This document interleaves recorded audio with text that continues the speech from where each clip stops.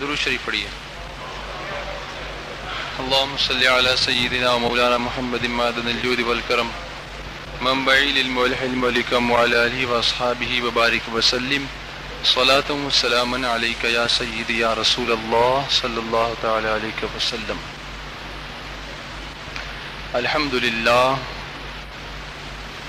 لله رب العالمين والعاقبة للمتقين والصلاة والسلام على سيدنا وسيد الأنبياء والمرسلين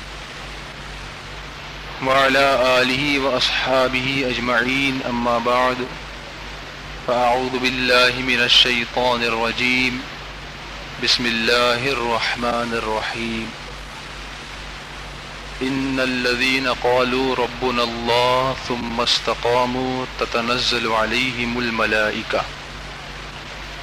صدق الله مولانا العظيم وبلغنا رسوله النبي الأمين المختار الكريم ونحن على ذلك لمن الشاهدين والشاكرين والحمد لله رب العالمين. عقیدت المحبت احترام کے ساتھ بلند آواز سے پڑھیے الصلاۃ والسلام علیک یا رسول اللہ. الصلاۃ والسلام علیک یا حبیب اللہ. الصلاۃ والسلام علیک یا نبی اللہ وعلی آلک واصحابک یا نور اللہ صلی اللہ تعالی علیہ وسلم. دیر سے آنے والے حضرات سنت اعتکاف کی نیت کرنا اگر بھول گئے ہوں تو سنت اعتکاف کی نیت کر لیں. تمامی حضرات کر لیں. پڑھیے بسم اللہ الرحمن الرحیم. نویت سنت الاعتکاف. سبحان اللہ سبحان اللہ. آپ کے پارٹیسپیشن پر سبحان اللہ. کتنی دیر سے اور اتنی دل کی گہرائی سے آپ پڑھ رہے تھے کہ ایسا لگ رہا تھا کہ آج ہم غریب نواز کے آستانے پر ہی پڑھ رہے ہیں. اس پر ہمارے بہت سارے احباب امیر سنی دعوت اسلامی مولانا محمد شاکر صاحب، اس کے علاوہ دیگر مبلغین معاونین اور لاکھوں خواجہ کے دیوانے اس وقت اجمیر شریف میں موجود ہوں گے. ہم یہاں حیا علی الصلاۃ و حیا علی الفلاح کر رہے ہیں، وہ وہاں لوگوں کو دعوت دے رہے ہوں گے. جہاں تک سیرت غریب نواز علیہ الرحمہ کا تعلق ہے تو وہ گزشتہ ہفتے آپ نے امیر سنی دعوت اسلامی سے اس کے تعلق سے ایک مفصل خطاب سماعت فرمائی لیا ہے. اب میں فقیر بلا اور کیا اس میں اضافہ کر سکتا ہوں. بہرحال برکت حاصل کرنے کے لیے چند باتیں میں آپ کے سامنے پیش کرنا چاہوں گا اور یہ امید کروں گا کہ صرف زبان سے سبحان اللہ نہیں ہوگی آپ کی، زبان سے تو بولیں گے ہی آپ، لیکن دل بھی مائل ہوگا اور یہاں سے اٹھیں گے تو عمل کا جذبہ لے کر اٹھیں گے. غریب نواز علیہ رحمت و رضوان کی بارگاہ میں اس سے بڑا خراج عقیدت اور کیا ہو سکتا ہے کہ ہم ان کے مشن کو عام کریں، ہم ان کے پیغام کو عام کریں، خود بھی سمجھیں، خود بھی عمل کرنے کا جذبہ حاصل کریں اور دوسروں تک بھی ان کا پیغام پہنچائیں. اللہ تبارک و تعالی ہمیں اس کی توفیق رفیق عطا فرمائے. ابتدا کرتا ہوں ماہ رجب المرجب سے. رجب کا مہینہ بڑی برکتوں اور فضیلتوں والا ہے. آپ ہر سال جب یہ لمحات آتے ہیں تو اس مہینے کے فضائل سماعت فرماتے ہیں. دن گزرتے جاتے ہیں اور ہم دوسرے کاموں میں مصروف ہو کر پھر ان فضائل کو دھیرے دھیرے بھولتے جاتے ہیں. اس لیے ضرورت یہ پیش آتی ہے کہ جب بھی موقع ہو تو یہ ساری چیزیں یاد دلائی جائیں تاکہ کچھ نہ کچھ برکتیں حاصل کرنے کا ہمارا مزاج قائم رہے اور اسی طریقے سے اللہ تبارک و تعالیٰ کے فضل و کرم سے ہمارے نام اعمال میں نیکیوں کا اضافہ ہوتا رہے. میرے پیارے آقا صلی اللہ تعالی علیہ وسلم کے پیارے دیوانوں، آپ اچھی طرح سے جانتے ہیں اور آپ نے بارہا اس بات کو سنا ہے کہ اللہ کے پیارے حبیب رحمت عالم نور مجسم صلی اللہ علیہ وسلم نے ارشاد فرمایا کہ رجب اللہ کا مہینہ ہے، شعبان میرا مہینہ ہے اور رمضان میری امت کا مہینہ ہے. کما قال رسول اللہ صلی اللہ تعالی علیہ وسلم. آپ دیکھیے محرم الحرام سے لے کر ذی الحجۃ الحرام تک، یعنی پہلے مہینے سے لے کر آخری مہینے تک اگر اسلامی کیلنڈر پر ہم نظر ڈالیں تو ہمیں کوئی مہینہ ایسا نہیں ملتا جس میں کوئی نہ کوئی ایسی تاریخ ہم کو نہ ملتی ہو جس میں ہم نیکیاں نہ کرتے ہوں، یا کوئی ایسی نسبت ہمیں نہ ملتی ہو جس کو ہم یاد نہ کرتے ہوں۔ اللہ کے بے شمار بندے کہیں نہ کہیں کسی نہ کسی وقت ہمیں ان ساری نسبتوں سے نوازتے ہیں۔ میں آج جو بیان کرنے جا رہا ہوں شاید اس میں آپ جوش والی بات نہ پائیں، لیکن میں چاہتا ہوں کہ آج کوئی سنسیئر گفتگو اس طریقے کی ہو کہ ہمیں ایک ذہن ملے، ایک مزاج ملے، ایک فکر ملے کہ دین کی خدمت کا کیا صلہ ہوتا ہے، اور اللہ والوں نے جو قربانیاں دے کر یہ دین ہم تک پہنچایا ہے، ہمیں اس امانت کا بار کس طرح اٹھانا چاہیے، کیسے کوشش کرنی چاہیے اس کی طرف۔ تو ہر مہینے میں کچھ نہ کچھ نسبت ہمیں ملتی ہے، اور پھر ہم ہیں بھی نسبت والے، وسیلے والے۔ اللہ تعالیٰ قرآن عظیم میں فرماتا ہے یا ایھا الذین آمنوا اتقوا اللہ وابتغوا الیہ الوسیلہ وجاہدوا فی سبیلہ لعلکم تفلحون۔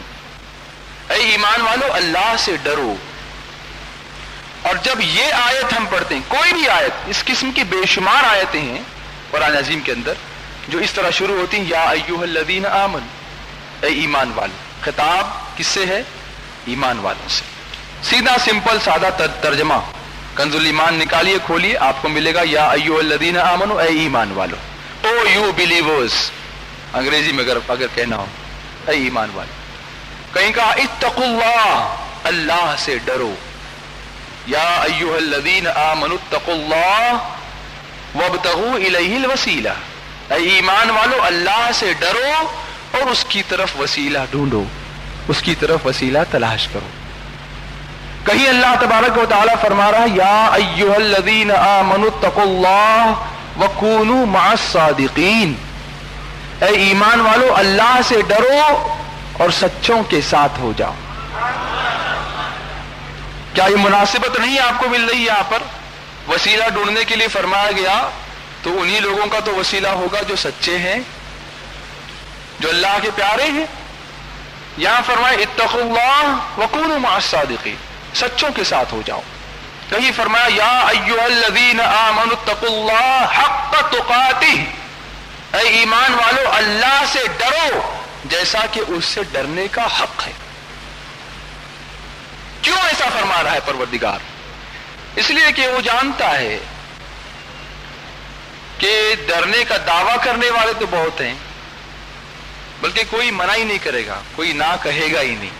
بھرے مجمع میں بھی آپ کسی سے پوچھ لیں، پوری دنیا میں جا کے پوچھ لیں اللہ سے ڈرتے ہو تو سب کہیں گے ہاں۔ سارے ایمان والے یہی تو کہیں، کہنا بھی چاہیے۔ ایمان والوں کا مزاج یہ ہونا چاہیے کہ ہم اللہ سے ڈرتے رہیں۔ اب یہ آیت جب نازل ہوئی یا ایھا الذین آمنوا اتقوا اللہ حق تقاتہ ولا تموتن الا وانتم مسلمون، اکثر نکاح کے خطبے میں یہ آیت آپ سنتے ہوں گے۔ پھر اس کے بعد ایک اور آیت آپ سنتے ہیں یا ایھا الذین آمنوا اتقوا اللہ وقولوا قولا سدیدا یصلح لکم اعمالکم ویغفر لکم ذنوبکم ومن یطع اللہ ورسولہ فقد فاز فوزا عظیما۔ بے شمار موقعوں پر آپ نے یہ آیتیں سنی ہوں گی، لیکن پہلا پیغام میں جو دینا چاہتا ہوں وہ یہی ہے کہ کاش ہمارے اندر یہ جذبہ بھی پیدا ہو جاتا کہ اتنی مرتبہ ان آیتوں کی تکرار ہمارے سامنے ہوتی ہے، اور جب خطبہ نکاح کے لیے ان آیتوں کو پسند کیا گیا ہے تو کچھ تو ان آیتوں میں ایسی بات ہوگی، یقیناً ہے، لیکن ہمارے ذہن کے حساب سے کہہ رہا ہوں کہ ہم اس کو جاننے کی کوشش کریں کہ آخر اس کے پیچھے بیک گراؤنڈ کیا ہے۔ اور جو ایمان والے ہم سے پہلے گزرے ہیں، جو ہم سے پہلے بہتر لوگ گزرے ہیں، یقیناً ہم سے جو آگے گزرے ہیں، آگے گئے ہیں، وہ بہتر ہی ہیں، بلکہ جو زمانہ آگے گیا ہے وہ بھی خیر القرون میں سے ہے۔ سرکار علیہ الصلوۃ والتسلیم فرماتے ہیں کہ سب سے بہترین زمانہ میرا زمانہ ہے۔ جس وقت حضور رحمت عالم صلی اللہ علیہ وسلم بنفس نفیس بذات خود اپنی حیات ظاہری کے ساتھ اس دنیا میں تشریف فرماتے، وہ بہترین زمانہ فرمایا میرے آقا علیہ الصلوۃ والسلام. پھر فرمایا ثم الذین یلونہم ثم الذین یلونہم، پھر اس کے بعد جو آئے گا، پھر اس کے بعد، یعنی دھیرے دھیرے جو ہے لوگوں کے درجے کم ہی ہوتے جا رہے ہیں. اور قیامت کب آئے گی؟ جب کوئی بھی اللہ کا نام لینے والا باقی نہ ہوگا، ایمان والے سارے اٹھا لیے جائیں گے، اس کے بعد قیامت آئے.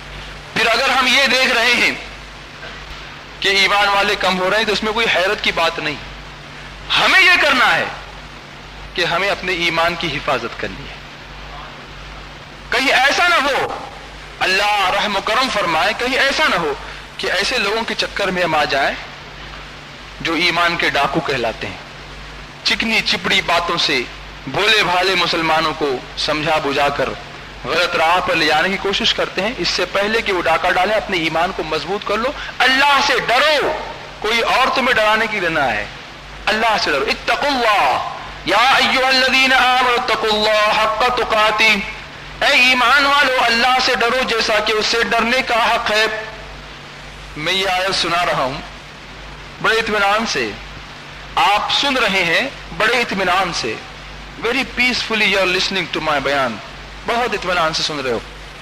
لیکن ذرا صحابہ کرام سے پوچھو، اللہ کے پیارے حبیب رحمت عالم صلی اللہ علیہ وسلم کے ان جانثار صحابہ سے پوچھو کہ جب یہ آیت نازل ہوئی اور میرے آقا صلی اللہ علیہ وسلم نے اس آیت کے تعلق سے صحابہ کرام کے سامنے ارشاد فرمایا کہ ایسی ایسی آیت مجھ پر نازل ہوئی، اللہ نے وہی نازل فرمائی، یا ایھا الذین آمنوا اتقوا اللہ حق تقاتہ، اے ایمان والو اللہ سے ڈرو جیسا کہ اس سے ڈرنے کا حق ہے. تو صحابہ کرام زارو قطار رونے لگے. آج ہماری آنکھوں میں آنسو نہیں آتے، دل سخت ہو گیا، گناہ کرتے کرتے دل سخت ہو گیا. قرآن کی آیتیں اثر نہیں کر رہی ہیں. اس دل کی سختی کا علاج ہم کو کرنا ہوگا، اس دل کی سختی کو نرمی میں تبدیل کرنا ہوگا. اس کا علاج بھی قرآن آپ کو دے گا. اللہ کے پیارے حبیب علیہ الصلوۃ والتسلیم نے اس کا علاج بھی آپ کو دیا ہے. لیکن یہاں دیکھیں صحابہ کرام رضوان اللہ تعالی علیہم اجمعین بالکل غمگین ہو کر کے رو رہے ہیں، آنسو بہا رہے ہیں، گھبرا رہے ہیں، کانپ رہے ہیں خوف سے، خوف الہی سے. اللہ کے پیارے حبیب علیہ الصلوۃ والتسلیم میرے آقا صلی اللہ علیہ وسلم کو خبر ہوئی تو اللہ کے پیارے رسول صلی اللہ علیہ وسلم نے صحابہ کرام کو بلایا اور ارشاد فرمایا، میرے صحابہ تم کیوں رو رہے ہو؟ آخر اس رونے کی وجہ کیا ہے؟ عرض کرتے ہیں حضور ہم تو ہلاک ہو گئے، ہم تو برباد ہو گئے. ارشاد ہوا کیا بات ہے، آخر کیوں ایسا کہہ رہے ہو؟ عرض کرتے ہیں یا رسول اللہ صلی اللہ تعالی علیہ وسلم جب سے یہ آیت کریمہ ہم نے سنی ہے اس وقت سے لے کر ہمارا دل بے قرار ہو گیا ہے. ہمارے دل کو چین نہیں، اطمینان نہیں، سکون نہیں. خوف الہی کے سبب سے، اللہ کے غضب کے سبب سے ہم تھر تھر کانپ رہے ہیں. اللہ تعالیٰ نے فرمایا اے ایمان والو اللہ سے ایسے ڈرو جیسے کہ اس سے ڈرنے کا حق ہے. اور ہم بھلا اللہ سے ڈرنے کا حق کہاں ادا کر سکتے ہیں؟ میں مثال دوں آپ کو، آپ دنیا کی مثال دیتا ہوں سمجھانے کے لیے.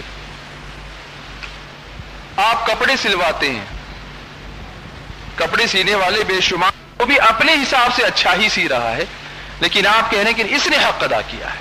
کبھی دینی مثال دوں، قرآن عظیم کی تلاوت بہت سارے لوگ کرتے ہیں، لیکن جب آپ کسی خوش الحان قاری قرآن سے جب قرآن عظیم کی تلاوت سنتے ہیں اور آپ کا دل اللہ اور اس کے رسول صلی اللہ علیہ وسلم کی عظمت سے معمور ہوتا ہے تو آپ بے ساختہ یہ کہہ اٹھتے ہیں الحمدللہ ان قاری صاحب نے تو قرآن پڑھنے کا حق ادا کر دیا ہے. کہتے ہیں نا، ایسا کہتے ہیں.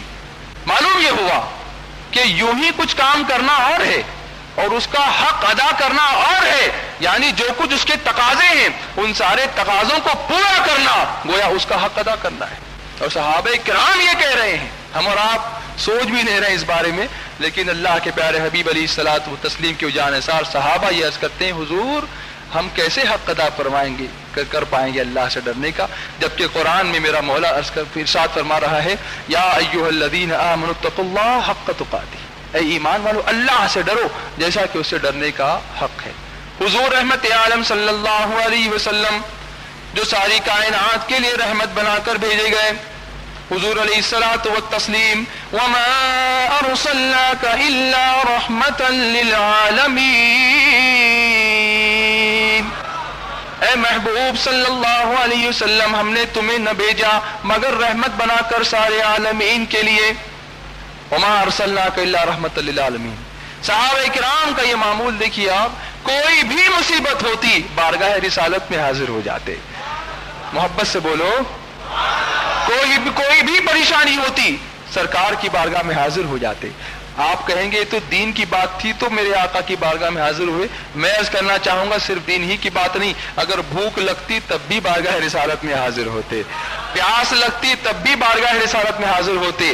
ایک مرتبہ تو حضور رحمت عالم صلی اللہ علیہ وسلم کی بارگاہ میں صحابہ کرام آئے، کسی سفر کا موقع ہے یا کسی جنگ کا موقع ہے، پانی ختم ہو گیا ہے اور حضور علیہ الصلوۃ والتسلیم کی بارگاہ میں لوگ حاضر ہوئے، کہا حضور پانی ختم ہو گیا ہے، نہ وضو کے لیے پانی ہے نہ پینے کے لیے پانی، تھوڑا سا پانی بچا ہوا ہے۔ میرے آقا صلی اللہ علیہ وسلم نے فرمایا کہ لاؤ وہ کٹورا جس کے اندر تھوڑا سا پانی ہے، اس میں میرے آقا علیہ الصلوۃ والتسلیم نے اپنے مبارک دست مبارک کو رکھا اور اس کے بعد دنیا کی نگاہوں نے وہ نظارہ دیکھا کہ سرکار علیہ الصلوۃ والتسلیم کی انگلیوں کے درمیان سے پانی کا چشمہ جاری ہو گیا۔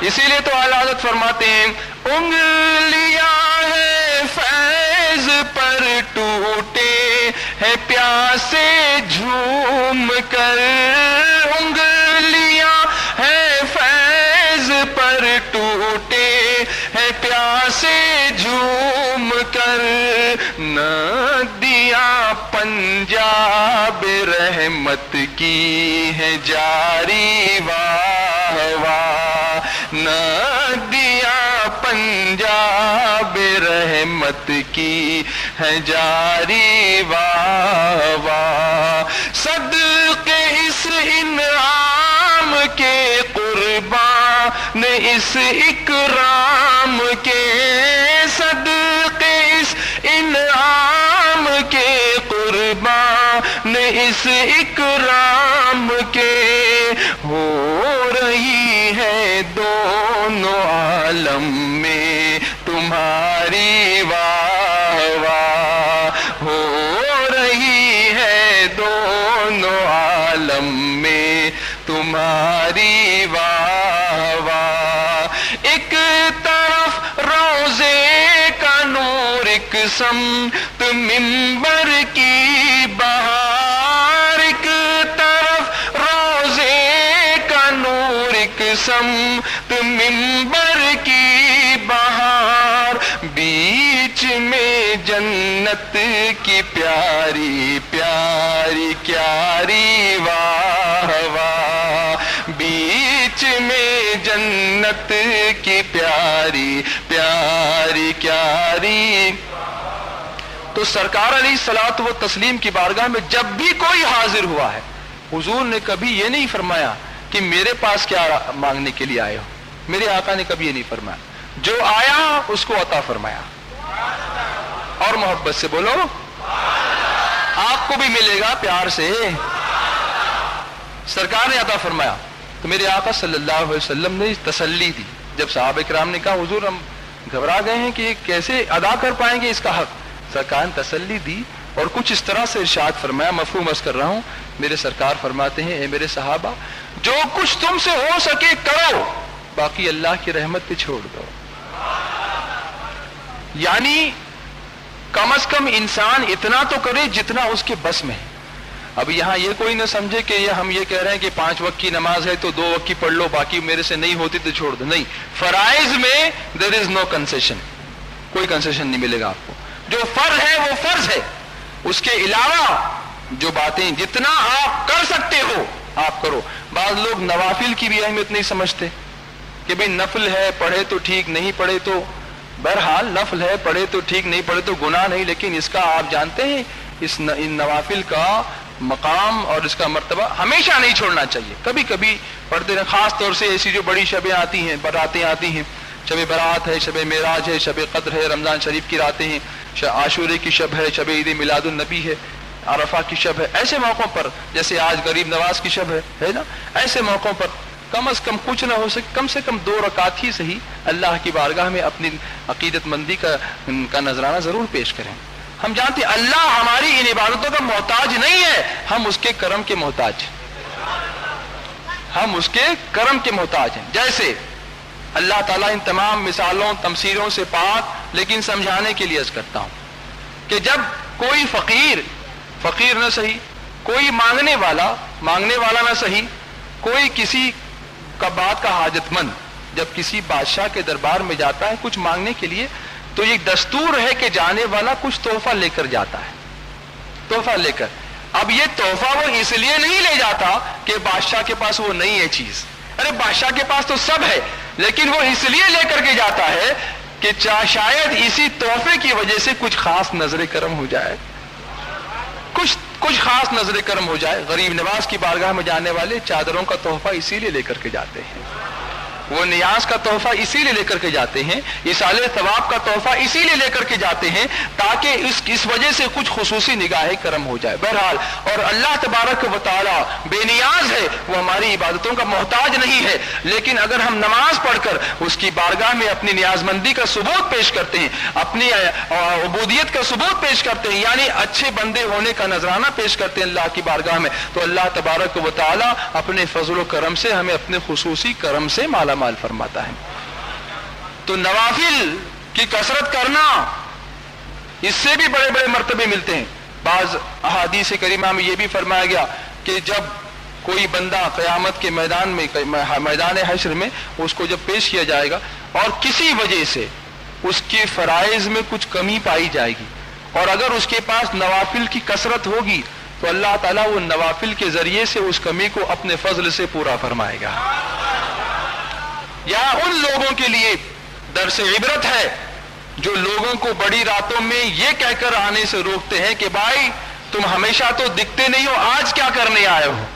ارے میں کہتا ہوں آج آیا ہے تو آج آنے دو، اگر وہ آج آیا ہے تو آج ہی آنے دو، ممکن ہے آج کے آنے کے صدقے میں ہمیشہ کا آنے والا بن جائے۔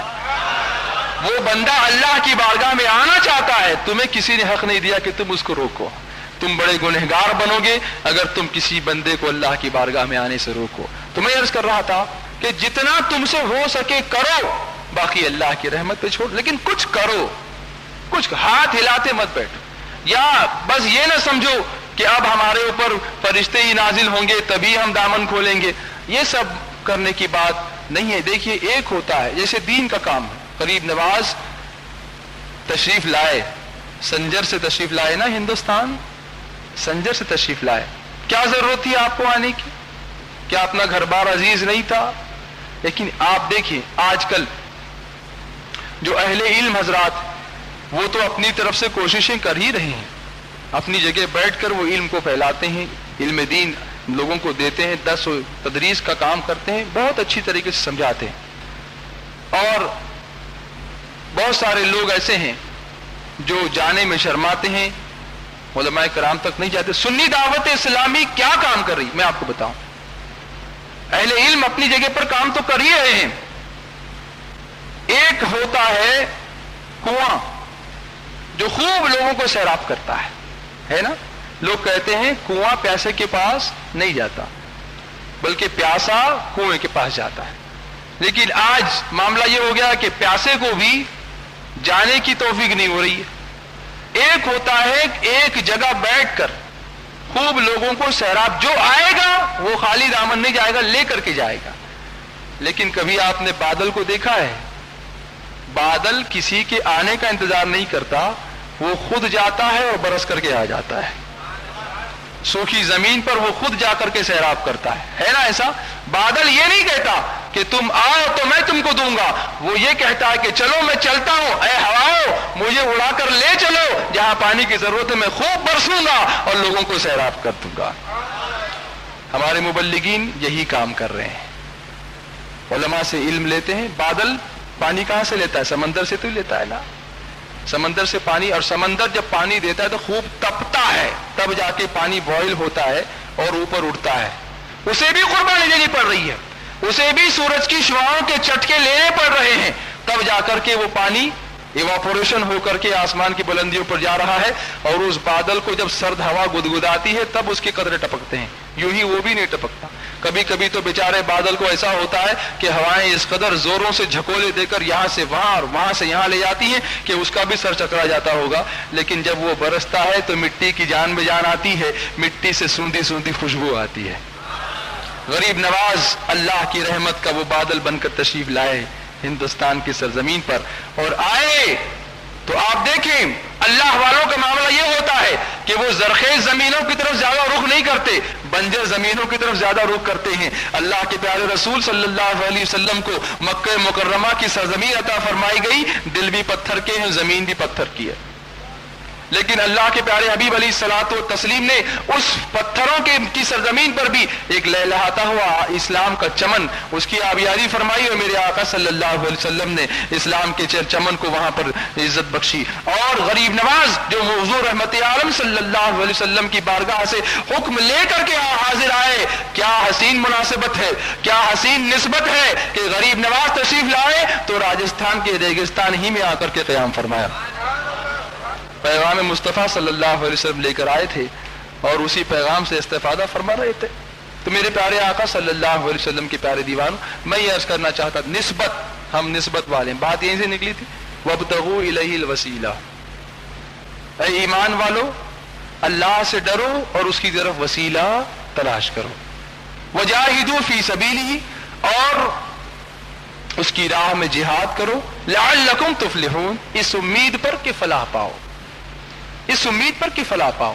अब आप देखिए, बाज लोग आपको शक और मुगालते में डालने के लिए कहेंगे कि भाई यहां जो वसीला आप कह रहे हैं तो किसका वसीला, किसका वसीला? हम कहते हैं अंबिया का वसीला, औलिया किराम का वसीला, अल्लाह के प्यारों का वसीला। तो कुछ लोग ये कहते हैं कि नहीं, यहां तो नमाज का वसीला मुराद है। किस चीज का वसीला? नमाज का वसीला, बाकी किसी का वसीला यहां पर मुराद नहीं है, जबकि वो खुद ही नहीं बता सकते हैं कि इस आयत में नमाज का तज़किरा कहां किया गया है। हजरत कुतुब मदीना हजरत अल्लामा ज़ियाउद्दीन मदनी रहमतुल्लाह ताला अलैह, जो आला हज़रत इमाम अहले सुन्नत के खलीफा थे और मदीने मुनव्वरा में आप मुकीम थे और आज भी जन्नतुल बकी में आराम फरमा रहे हैं।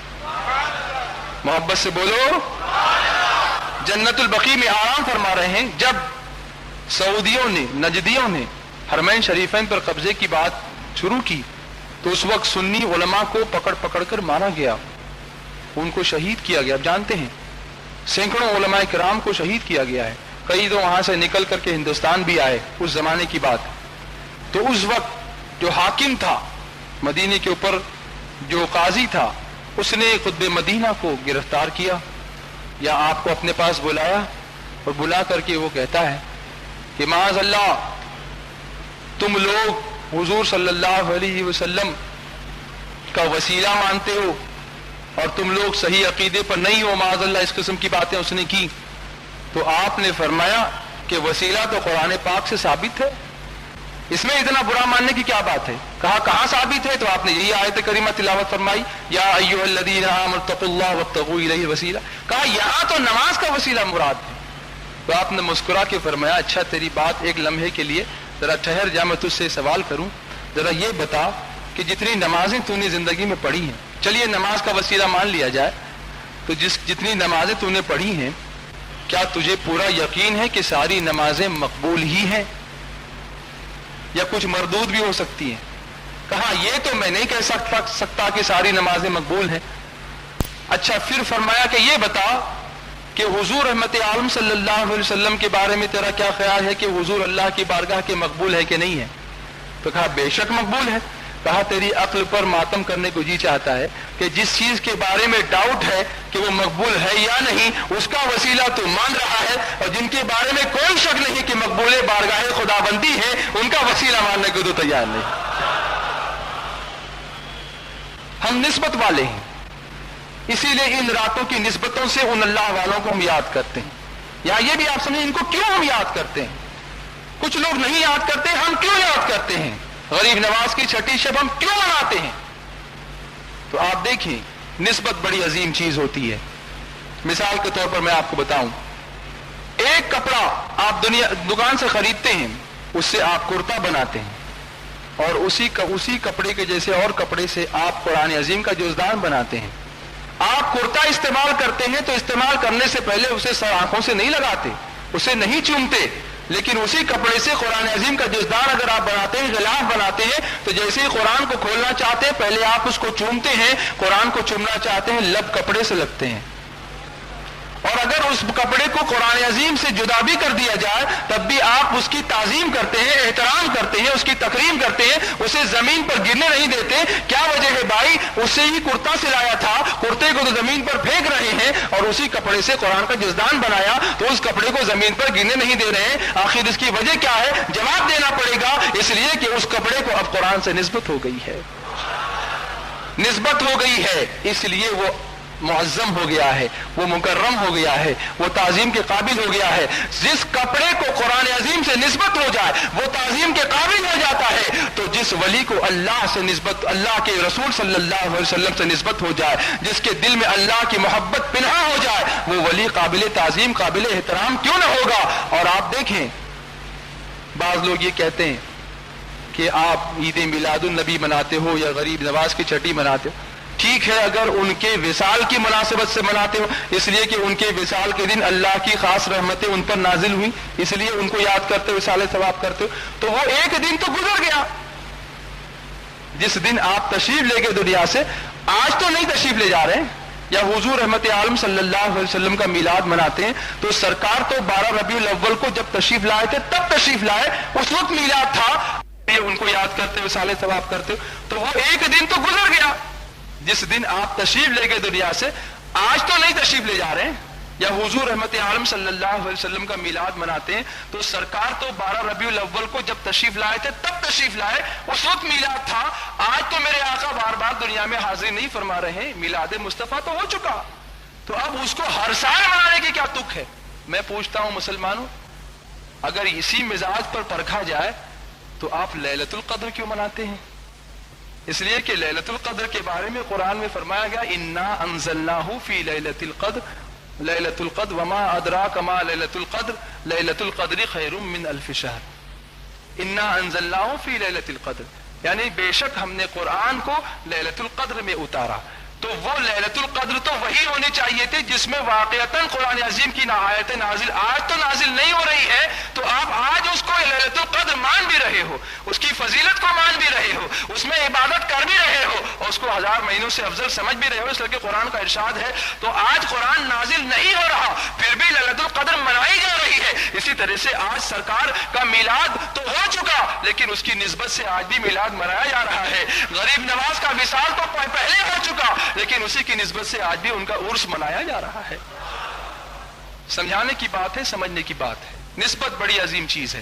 اسی طریقے سے میرے آقا صلی اللہ علیہ وسلم کے پیارے دیوانوں، ماہ رجب المرجب کو بہت بڑی نسبت ہے، بہت بڑی نسبت۔ اللہ کے پیارے حبیب علیہ الصلوۃ والسلام ارشاد فرماتے ہیں رجب اللہ کا مہینہ ہے، کتنی بڑی نسبت، محبت سے بولو، سمجھ میں نہیں آ رہا ہے کیا؟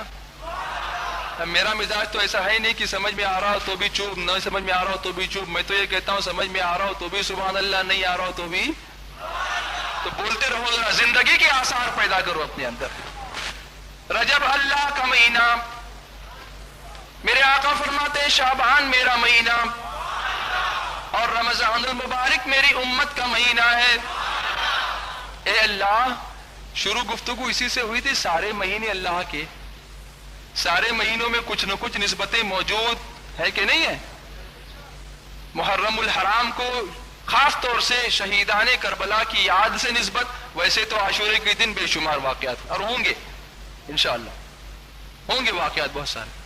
آخری مہینہ قربانی کا مہینہ، اس مہینے کو حضرت اسماعیل علیہ السلام کی قربانی سے نسبت، اسی لیے وہ زیادہ مشہور، اور حج کا مہینہ بھی ہے نا۔ اسلامی سال شروع ہوا قربانی سے، ختم بھی ہوا قربانی پر، ہے کہ نہیں ہے؟ پہلے مہینے میں امام علی مقام کی قربانی، آخری مہینے میں اسماعیل علیہ السلام کی قربانی، دونوں کو ہم یاد کرتے ہیں۔ معلوم ہوا کہ پورا اسلام قربانی چاہتا ہے، سیکریفائس چاہتا ہے، ابتدا قربانی، انتہا قربانی۔ عشق رسول کی ابتدا میں بھی قربانی ہے اور انتہا میں بھی قربانیاں دینی پڑتی ہیں، اور جب قربانی دے کر کے وہ لوگ اللہ کی راہ میں استقامت اختیار کرتے ہیں تو اللہ اعلان فرماتا ہے ان الذين قالوا ربنا الله ثم استقاموا تتنزل عليهم الملائكة ألا تخافوا ولا تحزنوا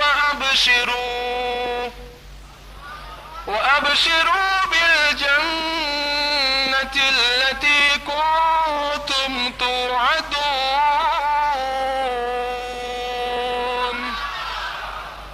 میں نے شروع میں اسی آیت کریمہ کی تلاوت کی تھی، بعد میں ریفرنس کے لیے اور آیتیں آتی گئیں. ان الذین قالوا ربنا اللہ ثم استقاموا، بے شک وہ لوگ جنہوں نے کہا ہمارا رب اللہ ہے اور پھر جم گئے، استقامت اختیار کر لی، جم گئے، کوئی ان کو ٹس سے مس نہیں کر سکا. حوادث، آفات، بلائیں، دشمنی، کوئی چیز ان کو نہیں ہلا سکی، پائے استقامت میں لفزش نہیں آ سکی. ثم استقاموا، جم گئے. کیا ہوتا ہے؟ تتنزل علیہم الملائکہ، ان پر اللہ کی رحمت کے فرشتے نازل ہوتے ہیں. اور وہ کیا کہتے ہیں فرشتے؟ اللہ تخافوا ولا تحزنوا، خوف نہ کرو، حزن و ملال نہ کرو، غم نہ کرو. اللہ تخافوا ولا تحزنوا، غم نہ کرو، خوف نہ کرو. وابشروا بالجنة التي كنتم توعدون، ہم تم کو اسی جنت کی بشارت دیتے ہیں جس کا تم سے وعدہ کیا گیا ہے. اور اس کے بعد بھی کیا کیا خوشخبریاں ہیں اللہ والوں کے لیے، ایسے لوگوں کے لیے جو استقامت اختیار کرتے ہیں. نحن اولیاؤکم فی الحیات الدنیا وفی الآخرہ، ہم تمہارے دوست ہیں، ہم تمہارے نحن اولیاؤکم، کہاں؟ فی الحیات الدنیا وفی الآخرہ، ہم دنیا کی حیات میں بھی تمہارے دوست ہیں اور آخرت میں بھی تمہارے ہم نشین ہیں. محبت سے بولو. یہاں بھی فرشتے دوستی کا اظہار فرما رہے ہیں، قیامت میں بھی وہ ہمارے دوست ہوں گے، ہمارے رفیق ہوں گے. نحن اولیاؤکم فی الحیات الدنیا وفی الآخرہ وَلَكُمْ فِيهَا مَا تَشْتَهِي أَنفُسُكُمْ، اور اس میں وہ ہر چیز موجود ہوگی تمہارے لیے جس کی تمہیں خواہش ہوگی، جس کی تمہیں چاہت ہوگی، جو مانگو گے تم کو دیا جائے گا. وَلَكُمْ فِيهَا مَا تَدَّعُونَ، اور ہر چیز اس میں موجود ہوگی اس جنت کے اندر جس کا تم سے وعدہ کیا گیا. ساری چیزیں تم کو عطا فرمائی جائیں گی، لیکن اس کے لیے ضروری ہے استقامت. استقامت ضروری ہے. بات نکلی تھی رجب اللہ کا مہینہ، محبت سے بولو. آج بار بار بولنا پڑ رہا ہے، کیا بات ہے؟ رجب اللہ کا مہینہ. اے اللہ، ایسی کوئی خاص بات یا رسول اللہ صلی اللہ تعالی علیہ وسلم، کوئی خاص بات کہ آپ نے خصوصیت کے ساتھ فرمایا رجب اللہ کا مہینہ؟ تو آپ دیکھیں قرآن عظیم اللہ تبارک و تعالی ارشاد فرماتا ہے ان عدت الشہور عند اللہ 12 شہرا، بے شک اللہ کے نزدیک گنتی کے مہینے 12 ہیں. مفہوم عرض کر رہا ہوں، کتنے مہینے؟ 12 یعنی 12 مہینے. فی کتاب اللہ یوم خلق السماوات والارض منها اربعۃ حرم، اس میں سے جس دن سے زمین و آسمان کو پیدا کیا گیا اس وقت سے کتنے مہینے گنتی کے؟ 12، اور اس میں سے 4 مہینے حرمت والے، 4 مہینے حرمت والے، خصوصی حرمت ان کو عطا فرمائی گئی. 4 مہینے، اس میں پہلے تو ہے محرم الحرام، پھر درمیان میں رجب المرجب، اور آخر میں 2 مہینے ذی القعدہ اور ذی الحجہ، ہے نا؟ ذی القعدہ اور ذی الحجہ، 4 مہینے حرمت والے. زمانے جاہلیت میں بھی ان مہینوں میں قتل و قتال حرام تھا، لوگ جنگیں لڑتے رہتے تھے. آپ جانتے ہیں اللہ کے پیارے حبیب علیہ الصلوۃ والتسلیم کی دنیا میں تشریف لانے سے پہلے بات بات پر تلواریں نکلتی تھیں، اور تلواریں بھی ایسی نکلتی تھیں کہ نسل در نسل جو ہے وہ جنگیں چلتی تھیں، وہ جنگیں کبھی ختم ہی نہیں ہوتی تھی. لیکن جب رجب کا چاند دیکھتے تو رجب کا چاند دیکھتے ہی سارے لوگ اپنی تلواروں کو میان کر دیتے تھے اور سارے جھگڑے بند کر دیتے تھے. ایک مہینے کے لیے خاموش رہتے تھے کہ یہ مہینہ حرمت والا مہینہ ہے. رجب اللہ کا مہینہ ہے. اس میں قتل و قتال نہیں ہوگا, اس میں جنگ و جدال نہیں ہوگا, اس میں ہوگا تو نیکیوں کی باتیں ہوں گی. سرکار غوث اعظم رضی اللہ تعالیٰ عنہ اپنی کتاب غنیۃ الطالبین میں فرماتے ہیں رجب بیج بونے کا مہینہ ہے. اور محبت سے بولو, یہ بیج بو گے انشاءاللہ پھل کاٹو گے.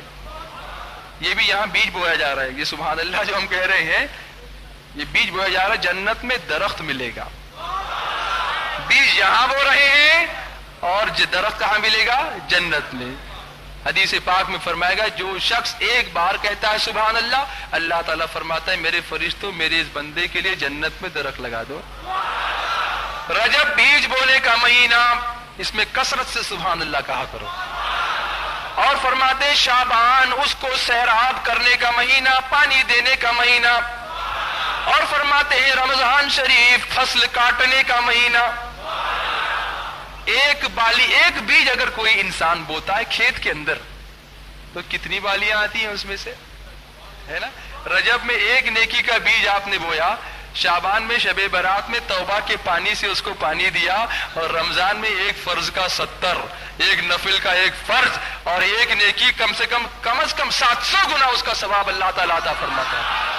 دانا ایک بویا تھا, بالیاں 700 دانوں کی مل رہی ہیں, یا اللہ چاہے تو اس سے زیادہ کی, اللہ چاہے تو اس سے زیادہ. رجب بیج بونے کا مہینہ, شعبان سیراب کرنے کا مہینہ, اور رمضان شریف فصل کاٹنے کا مہینہ. خوب لیتے جاؤ, خوب لیتے جاؤ. اور جانتے ہو اللہ تبارک و تعالیٰ کتنا کریم ہے. میں کہنا کچھ چاہتا ہوں, آگے بڑھتے بڑھتے بیچ میں کچھ نہ کچھ شاخیں نکلتی ہیں. درخت کی بات ہو رہی تو شاخیں بھی تو نکلیں گی, پھر ایک نظر گھڑی پر بھی ہوتی ہے میری, تو کہیں آپ کو جانے میں دیر نہ ہو جائے. چپ ہے, اس کا مطلب ختم کروں. درود شریف سنائیے, بولوں اللہم صلی علی سیدنا مولانا محمد وعلی آلہ واصحابہ وبارک وسلم صلاۃ و سلام علیک یا رسول اللہ. اللہ تعالیٰ کتنا کریم. ہم کو قدر نہیں ہے, جو نیکیاں ہم کرتے ہیں خود ہمیں اس کی قدر نہیں. دیکھیے میں آپ کو اس کی قدر سمجھاؤں. کسی نیکی کو چھوٹا مت سمجھو میرے عزیز, کبھی چھوٹا مت سمجھنا اس کو. اور کسی نیکی سے غفلت نہ کرنا, کبھی غفلت نہ کرنا. اللہ اکبر. میں آپ کو بتاؤں, حضرت ابو حفص حداد رحمۃ اللہ تعالیٰ علیہ ایک بڑے بزرگ گزرے ہیں. اب آپ دیکھیں کبھی کبھی ایک چھوٹی سی نیکی زندگی میں انقلاب کا سبب بن جایا کرتی ہے. آج میں بہت جوش میں تو نہیں بول رہا ہوں نا, اطمینان سے بول رہا ہوں, بالکل اطمینان سے سنیے. ایک چھوٹی سی نیکی بڑے انقلاب کا سبب, ٹرن اراؤنڈ کا سبب بنتی, زندگی بدل جاتی ہے, زیر و زبر ہو جاتی دل کی دنیا کبھی ایک چھوٹی سی نیکی سے. اس لیے کبھی نیکی کرنے میں پسو پیش نہ کرنا. جو نیکی کر سکو کر ڈالو. ممکن ہے کہ آئندہ لمحہ نیکی کے لیے ملے نہ ملے ہم کو نہیں معلوم. کوئی بتا سکتا ہے زندگی کی سانسیں, آنے والی سانس میں کیا آئے گا کیا نہیں آئے گا ہم کو نہیں معلوم. آگاہ اپنی موت سے کوئی بشر نہیں, سامان 100 برس کا ہے پل کی خبر نہیں. حضرت ابو حفص حداد رحمت اللہ تعالی علیہ یہ اللہ کے ولی گزرے ہیں. لیکن بہت سارے اولیاء کرام کی زندگیاں آپ دیکھیں گے کہ ولی بننے سے پہلے کچھ زندگی ایسی رہی ہے جس کو آج ان کی شان ہے اس لیے ہم بیان نہیں کر سکتے. مناسب نہیں ہے کہ ہم یہ کہیں کہ انہوں نے ایسا کیا تھا ویسا کیا تھا. لیکن عبرت کے لیے واقعہ آپ کے سامنے رکھتا ہوں. کتاب میں جو واقعہ آیا ہے, اپنی ہی کنیز کے عشق میں کتاب میں لکھا ہے کہ گرفتار ہو گئے اور دن رات کوشش کرنے لگے کہ یہ ولی ولایت سے پہلے کا واقعہ, کوشش کرنے لگے کسی طرح سے وہ میری ہو جائے, کسی طرح سے. بہت کوشش کی, کام نہ بن سکا. تو ایک شخص نے مشورہ دیا کہ جاؤ ایک یہودی عالم کہیں رہتا ہے, بلکہ یہودی عالم نہیں بلکہ جادوگر رہتا ہے. یہودی ہے, جادو کے گر جانتا ہے, اور اس کے بارے میں مشہور ہے کہ ایسے لوگوں کی مرادیں وہ پوری کروا دیتا ہے اپنے جادو کے طلسم سے. آپ اس کے پاس جائیے, شاید آپ کا کام ہو جائے. آپ گئے, جانے کے بعد آپ نے اپنا مدعا بیان کیا تو اس نے کہا کہ ٹھیک ہے آپ کا کام ہو جائے گا, لیکن میری ایک شرط ہے, ون کنڈیشن, ایک شرط. وہ شرط اگر آپ پوری کرنے کو تیار ہو تو میں آپ کا کام کر دوں گا. کہا جو شرط لگاؤ گے کرنے کے لیے تیار ہوں, میرا کام ہو جائے بس. اس نے کہا آپ ایسا کریں, مجھے اپنا جادو کرنے میں 40 دن کا وقفہ لگے گا. 40 دن تک آپ کو یہ احتیاط کرنی ہوگی کہ آپ کوئی نیکی نہ کریں, کوئی نیکی نہ کریں. اگر آپ نے ایک بھی نیکی کر لی تو میرے جادو کا اثر ختم ہو جائے گا, میرا جادو کام نہیں کرے گا. اس کے ذمہ دار آپ ہوں گے, میں نہیں ہوں گا. کہا ٹھیک ہے, میں یہ وعدہ کرتا ہوں, کوشش کروں گا کہ 40 دن تک کوئی میں نیک عمل نہ کروں. اللہ تعالیٰ ایسی چیزوں سے ہمیں محفوظ رکھے اور ہمیشہ نیکیاں کرنے کی توفیق عطا فرمائے. اب آگے دیکھیے کیا ہوتا ہے. 40 دن مکمل ہو گئے اور اس کے بعد وہ یہودی جادوگر کے پاس پہنچے اور کہا اے یہودی, اے جادوگر, 40 دن تک تیری شرط میں پوری کر کے آیا ہوں, اب تو تیرا جادو اثر کرے گا. کہا میرا جادو اثر نہیں کر سکتا, میرا جادو تمہارے لیے اثر نہیں کر سکتا. کہا پھر کس لیے مجھ سے یہ کام رکوایا تھا تو نے؟ کہا میں یہی تو کہنا چاہتا ہوں کہ یقیناً تم نے 40 دن کے اندر کوئی نہ کوئی نیکی ضرور کی ہے, کوئی نہ کوئی نیکی تم نے ضرور کی, اس لیے میرا جادو جو ہے وہ اثر نہیں کر رہا ہے, ورنہ یقیناً میرا جادو اثر کرتا رہا. لیکن ایک دن میں راستے سے گزر رہا تھا کہ اچانک میں نے دیکھا کہ راستے میں ایک پتھر درمیان میں پڑا ہوا ہے. میرے دل میں ایک بات آئی کہ کہیں یہ پتھر کسی کو ٹھوکر لگنے کا سبب نہ بن جائے, اس لیے میں نے اس پتھر کو راستے سے ہٹا کر کنارے کر دیا. جادوگر نے کہا اے اللہ کے بندے, اگرچہ میں یہودی ہوں لیکن میں تجھ کو یہ نصیحت کرتا ہوں کہ اس اللہ سے ڈرو جس نے تمہاری اس ایک نیکی کو بھی ضائع نہیں ہونے دیا, بلکہ اسی ایک نیکی کو قبول فرما کر مجھے یقین ہے کہ میرے جادو سے اس نے تمہیں بچا لیا ہے. جب اتنی چھوٹی سی نیکی کو بھی قبول فرما کر اس نے میرے شر سے تم کو محفوظ رکھا ہے تو تمہیں کیا ہوا ہے کہ تم اپنے اللہ کی بارگاہ میں جا کر اسی سے سوال نہیں کرتے, مغفرت طلب نہیں کرتے؟ جاؤ, لوٹ جاؤ, تمہارا مذہب بڑا پیارا ہے. میں عرض کرنا چاہتا ہوں مسلمانوں کہ جب ایک چھوٹی سی نیکی, اور اللہ کے پیارے رسول صلی اللہ علیہ وسلم نے یہ فرمایا بھی ہے کہ راستے سے تکلیف دینے والی چیز کا ہٹا دینا بھی صدقہ ہے. میرے آقا علیہ الصلوۃ والسلام فرماتے ہیں سبحان اللہ کہنا بھی صدقہ ہے, الحمدللہ کہنا بھی صدقہ ہے, لا الہ الا اللہ کہنا بھی صدقہ ہے, راستے سے تکلیف دینے والی چیز کا ہٹا دینا بھی صدقہ ہے. اور میرے سرکار فرماتے ہیں اگر کچھ نہ تم کر سکو, اپنی بات اپنی زبان میں عرض کر رہا ہوں, اگر تم سے کچھ بھی نہ ہو سکے تو اپنے مسلمان بھائی کو دیکھ کر مسکرانا بھی صدقہ ہے. کسی نیکی کو چھوٹا مت سمجھو, جم جاؤ بالکل. ان الذین قالوا ربنا اللہ ثم استقاموا, بے شک وہ لوگ جنہوں نے یہ کہا ہمارا رب اللہ ہے اور پھر اس پر جم گئے. جب جمو گے تو نیکیاں ہی نیکیاں کرو گے, اور جہاں ڈگمگاؤ گے تو شکوک و شبہات پیدا ہوں گے. یہ کروں تو کیا ہوگا, وہ کروں تو کیا ہوگا, غریب نواز کی بارگاہ میں جائیں کہ نہ جائیں, ارے ان کے پاس نہ جائیں تو کس کے پاس جائیں, یہی آئے تو ایمان ہم کو ملا ہے نا. انہوں نے محنتیں کی, قربانیاں دی, انہوں نے مجاہدے کیے, انہوں نے اللہ کے پیارے رسول صلی اللہ علیہ وسلم کے فرمان کے مطابق یہاں آ کر ہم پر احسان فرمایا ہے نا. ایسا رجب اللہ کا مہینہ, بات چلی تھی وہیں سے, رجب شہر اللہ, رجب اللہ کا مہینہ ہے. کیوں؟ اللہ تعالیٰ کو اپنے محبوب سے بے انتہا محبت ہے نا, اپنے محبوب سے بے انتہا محبت. زمین و زمان تمہارے لیے, مکین و مکان تمہارے لیے, چنین و چنا تمہارے لیے, بنے دو جہاں. دہن میں زبان تمہارے لیے, بدن میں ہے جان تمہارے لیے, ہم آئے یہاں آقا تمہارے لیے اور اٹھے بھی وہاں تمہارے لیے. اللہ تعالیٰ اپنے محبوب سے بے انتہا محبت فرماتا ہے. تو جس مہینے میں اللہ جل شانہ نے اپنے محبوب کو اسرا کی راحت عطا فرمائی, سبحان الذی اسرا کا تاج عطا فرمایا, ثم دنا فتدلا والا قرب عطا فرمایا, والنجم اذا ہوا والی فضیلت عطا فرمائی, اس مہینے کو اللہ تبارک و تعالیٰ نے اپنا مہینہ قرار دیا. اور جس مہینے میں امت کی بخشش کی ایک رات رکھی, رسول اللہ کو امت سے بڑی محبت, اس لیے اس مہینے کو رسول اللہ نے اپنا مہینہ قرار دیا.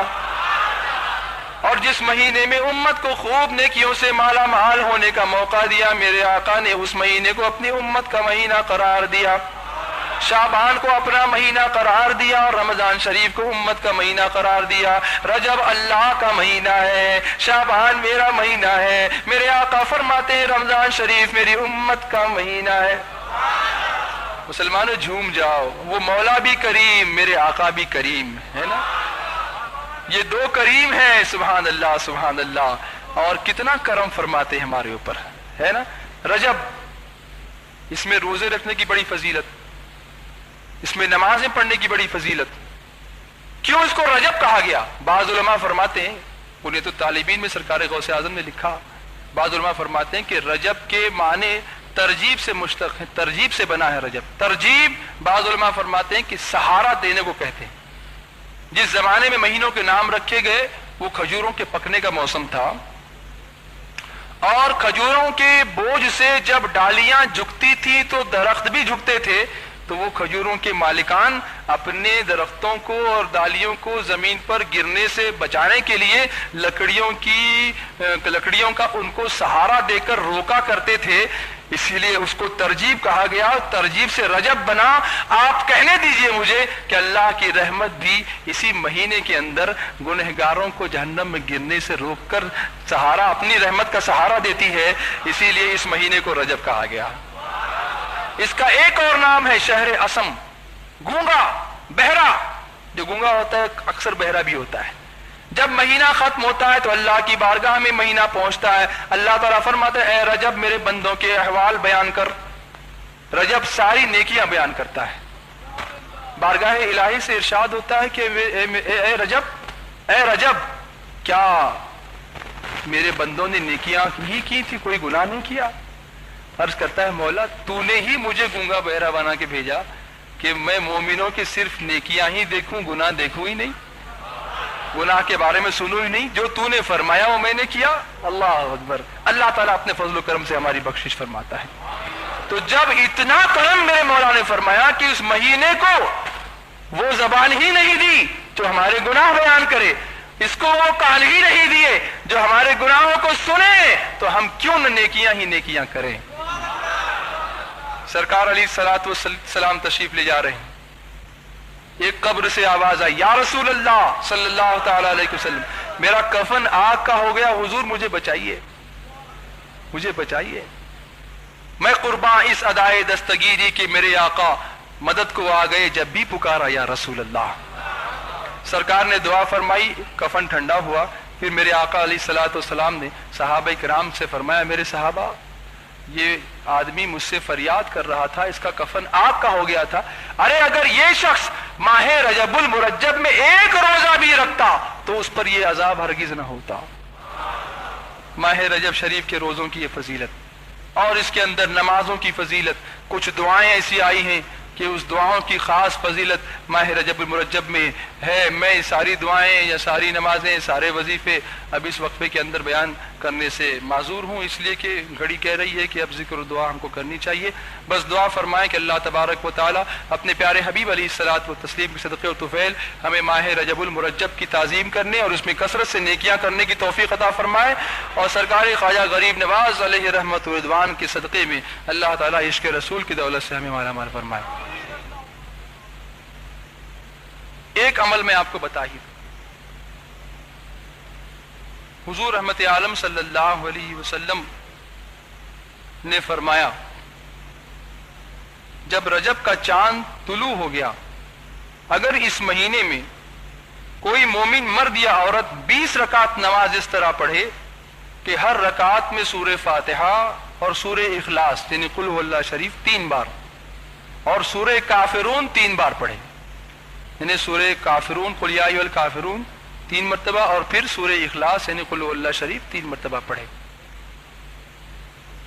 2 کر کے 20 رکعتیں پڑھے، تو اللہ تعالیٰ اس کے تمام گناہوں کو معاف فرما دیتا ہے، مٹا دیتا ہے، معاف فرما دیتا ہے، اور اس کو اتنا اجر عطا فرمائے گا کہ جیسے اس نے پورے مہینے کے روزے رکھے، اور اس کا شمار آئندہ سال تک نماز پڑھنے والوں میں کیا جائے گا، یعنی اس کو سال بھر نماز پڑھنے کے برابر ثواب ملے گا، اور شہید بدر کے عمل کے برابر اس کے اعمال کو روزانہ بلند سے بلند تر کیا جائے گا، شہید بدر کے عمل کے برابر اس کے اعمال بلند ہوتے رہیں گے، اونچائی پر پہنچتے رہیں گے، اور ہر دن کے روزے کے بدلے سال بھر کی عبادت کا ثواب اس کے لیے لکھا جائے گا، اور اس کے 1000 درجے بلند کیے جائیں گے، اور اگر اس نے پورے مہینے میں یعنی ماہ رجب کے پورے روزے رکھے اور یہی نماز پڑھی جو ابھی بتائی گئی، تو اللہ تعالیٰ اس کو دوزخ سے بچا لے گا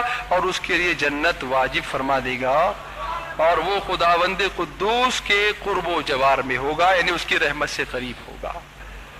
تو آپ نے سمجھ لیا 20 رکعت، اللہ توفیق دے تو پڑھیں، نہیں پڑھیں گے تو کوئی بات نہیں، لیکن یہ ہے کہ زیادہ اگر چاہتے ہیں کہ کچھ خاص عنایتیں اس مہینے میں حاصل کر لیں اللہ کی بارگاہ سے، تو پڑھ لیں 20 رکعت نماز، ہر رکعت میں 3 بار سورہ فاتحہ کے بعد 3 بار قل یا ایھا الکافرون اور 3 مرتبہ سورہ اخلاص، اس کو پڑھنا ہے۔ 20 رکعت نماز آپ پڑھیں، پھر جو دعا مانگنی ہے آپ کو مانگے۔ ویسے دعائیں منقول بہت ہیں لیکن کافی تفصیل ہو جائے گی، اس لیے میں آپ کے سامنے عرض نہیں کرتا، بس دعا کریں اللہ تعالیٰ اس پر عمل کرنے کی توفیق عطا فرمائے۔